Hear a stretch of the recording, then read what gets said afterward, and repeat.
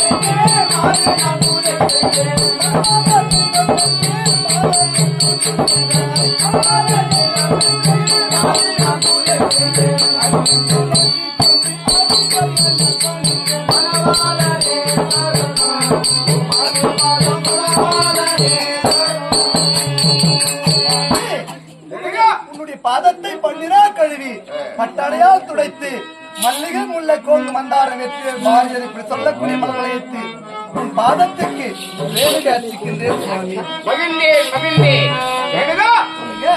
தெய்வம் தொழால் குழினும் தொழுதழுவாள் பெய்யன பெய்யுமடை என்று சொல்லுவார்கள்.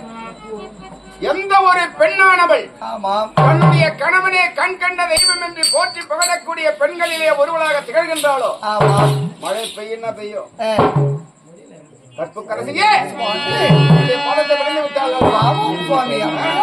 கற்பில் சீரந்தே எந்த கணியே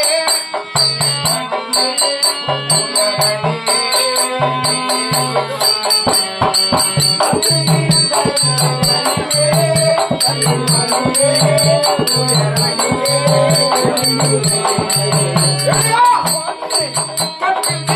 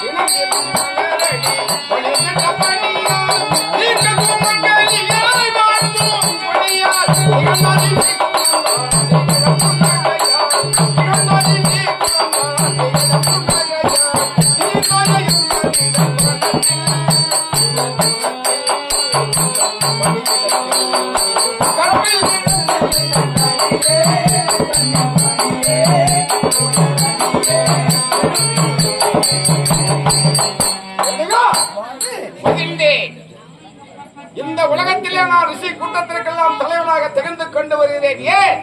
உன்னுடைய கற்பின் சக்தியால் கொண்டு வரக்கூடிய மலரையும் ஜலத்தையும் கொண்டு தெய்வம் கீரம் என்ற பகவானுக்கு சிறப்பாக பூஜை செய்கின்றேன் அல்லவா? அதனால் உன்னுடைய கற்பின் சக்தியால் தான் இந்த நைமசாரண்ய மடத்திலே முனிவர் கூட்டத்திற்கெல்லாம் தலைவனாக திகழ்ந்து கொண்டு வருகிறேன். அப்படியா? சரி, நினைவிருக்கிறதா? தினம் கானகம் செல்ல வேண்டும். அழகான மெல்லிய வாசனை நிறைந்த மலர்களை கொய்ய வேண்டும். நூல் இல்லாமல் உன்னுடைய கற்பின் சக்தியால் மாலையாக தொடுக்க வேண்டும். அருகாமையில் ஓடக்கூடிய நதிக்கரை செல்ல வேண்டும். சாணபானத்தை செய்ய வேண்டும். இரு கரத்தால் மணல்களை குவிக்க வேண்டும். அதிலே ஒரு புது குடத்தை எடுக்க வேண்டும். எடுத்து ஓடக்கூடிய ஜலத்தையும் புது ஜலத்தையும் புது மலரையும் என்னுடைய பகவான் பூசைக்கு கொண்டு வருவது வழக்கம் அல்லவா? உண்மைதான். வழக்கப்படி சென்று வா, தானகம் சென்று வா, மலர்களை கொய்து வா. நதிக்கு சென்று உன்னுடைய கற்பையான் சக்தியால் ஜலத்தையும் மலரையும் கொண்டு வா. சீக்கிரம் சென்று வா.